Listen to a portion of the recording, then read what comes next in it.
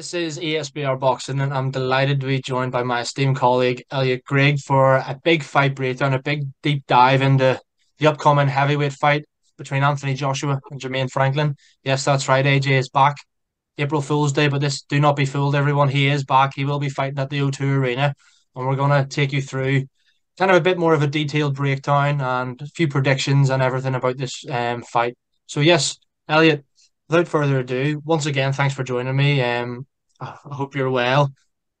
Just straight off the bat, is this a good fight? Oh, um, good question. Good question. I feel very much in the every time I do an AJ video with you, Paul, I feel very much like I'm in the away corner. But I think hopefully we're going to come to some sort of synthesis today. It's a good fight. Is it a good fight? I'm actually going to say yes. Like I've been critical of AJ previously, and the kind of marketing hype around him. But I feel like he's come off two losses into Usyk. No, no shame in that at all. I feel like in a way though, he's got the new training relationship. I feel like he needs a win. I feel like this will be a win. Not looking to preempt the predictions. I feel it makes business sense. He's obviously got that DAZN deal. Obviously, we're looking at potentially fighting Dillian White next, which I think is another victory for AJ. Frankly, Dillian White obviously fought Franklin, so it makes sense in that perspective. Yeah, I think it makes business sense. It makes kind of sense with regards to pushing his confidence back up a bit, giving him a bit, victory, a hometown fight as well. So yeah, I know I've seen a lot of criticism around people saying he should be fighting Wilder or he should be fighting other these sort of big names. Granted, we'd love to see those fights, but the guy's just come off from I say big losses, two sort of seismic losses really. Considering I don't think he's going to beat Usyk again and get those belts back. So yeah, I think it's a good fight for me. It's a good fight and it makes sense for AJ. I think I have to kind of agree with you in the sense that I think it's a good fight. I know there was talks of the Fury fight happening, or is Wilder Ruiz not going to happen, and is Wilder going to fight AJ next? I think from a fan's point of view, I can understand frustration if fans are a little bit frustrated at this fight, but at the same time, I think if you're gonna build, if you're a bit from a business point of view, Joshua kind of needs a little bit of rebuilding. I'm not saying rebuilding for 4 or 5 fights. I mean one, maybe one more after this, and then bang. If the Fury fight's still on the table, give him another go. If the Wilder fight's still there, a Joyce fight or whatever. Um, I think then yeah, I think as long as we don't see this level of opposition for another 3 or 4 fights, then I'm accepting this for what it is. As we mentioned there, and as you alluded to correctly, obviously Jermaine Franklin, he just has that one loss, and it was last time out to Dylan White. However, there were a lot of people thought he at least deserved a draw there. A few even favour him for the victory against Dylan White. But for a big finish from Dylan White, I think, from Franklin might have got the W there. He has a few good wins, obviously Jerry Forrest, Riddell Booker, Pavel Sar, and stuff like that. But then when you're comparing his best wins to Joshua's best wins, I know Joshua has lost two on the bounce in 3 of his last 5. But when you're comparing him to Joshua's wins, obviously Joshua's got Klitschko, Ruiz, White, Parker, Povetkin, all those type of fighters, Pulev. So do you know what? For a comeback fight, I'm accepting it for what it is. I'm accepting it for what it is, and I for one hope, obviously as the biggest Anthony Joshua fan in the world, I'm for one hoping for a successful return to the ring. Sorry. So yeah, just another question here for you, Elliot, is you mentioned there about you know me and Greg were talking about it as well in the other betting show. Um, is this if you're Team Joshua? Are you wanting to make a statement here? Are you wanting to get this guy out of there in the first 4, 5, 6 rounds? Or are you just wanting to, if it goes points, it goes points? Is it just by any means necessary win? Or do you think he needs to put on an explosive performance here? Tough one, isn't it? Because Franklin's not been stopped before. So you're sitting there going, if he comes in and stops him, great result. I mean, I think that he's got the height, he's got the reach advantage. So he could obviously outbox him, do what he kind of did to Ruiz in a way. I don't think we need to see that, frankly. I think he does need to go in there actually and put a bit of a statement on here. And I think to be perfectly honest, he can. I think I agree with you in a way. I actually think Jermaine Franklin was unlucky to not get that result against Dillian White. However, physique wise, style wise, we've been critical of Dillian White before, and I think that's not necessarily the test that a lot of people think it is. So to go sort of life and death with Dillian White in that way, I fully expect AJ to have far too much, frankly, when it comes into this fight. So yeah, I think maybe all right, maybe you don't want to go in there and blast him out in the first four.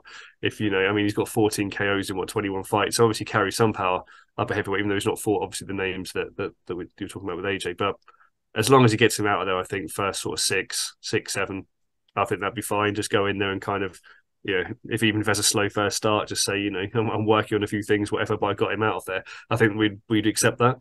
I don't want to see Anthony Joshua dancing around, frankly, for 12 rounds, putting on a kind of boxing clinic. I don't want to see that. And I agree with you that I also feel like it's acceptable now. It's acceptable if he goes to Dillian White next. But I think that third fight that he has after these two, because I expect those two to be quite routine victories for him, needs to be, in my mind, someone like Wilder or someone like Fury. Yeah, 100%. I agree. Just before just before I ask you for a prediction, kind of, I'll come back to you and say, if you're Team Franklin, um, what does he need to do to be successful in this fight? Is there any what if you're looking at this from a Jermaine Franklin perspective, how do you win this fight, You know or what? simply Like, do you not? I mean, yeah, in my head, there is that sense of you don't. But I think look, Franklin, from what we saw in the White fight, I mean, obviously he was obviously looking to sort of get up close, but he's not got the speed. He's not got the speed of like I don't think to really trouble Joshua. And he's not got the reach, and he's not got the conditioning that I'd expect AJ to have either. So to be honest with you, in my mind, he needs to almost have a kind of Andy Ruiz round from the gods to kind of like catch AJ. I mean, we've seen that AJ can be hurt, so it's not beyond the realms of possibility that he can land and hurt AJ. I almost feel like this is a kind of 85-15 in favour of Anthony Joshua. I'd be stunned if Anthony Joshua lost this fight. I really would. So I think basically he has to kind of maybe dig in there. I feel like he'll get hit too frequently to really say, you can kind of box him and like sit there and kind of move. I don't think he's got the physical advantages to do that. I don't think he's got the skill set to do that. And in a way, I think if he sits there, AJ will just pound him into a stoppage. So to my mind, he's got to maybe just try and early rounds catch him. That's the only thing I can kind of see happening. Maybe just catch AJ like we've seen AJ caught before and hurt. But to be honest with you, I don't expect to see it happen. But I think he's really up against a sort of mountain of an assignment here, 85-90% in favour of AJ. Yeah, I completely agree. I couldn't really agree with more with you there, Elliot. To be honest with you, I think Joshua will. It'll be interesting to see his new coach and everything what they've worked on. But I think just if you're looking this on face value, anything other than a Joshua stoppage, even if he stops him really late, I think if anything a Joshua stoppage, but maybe 8 rounds or less, I'd say you're expecting that. If it goes further than that, or if it goes to points, you're thinking Joshua's underperformed, in my opinion.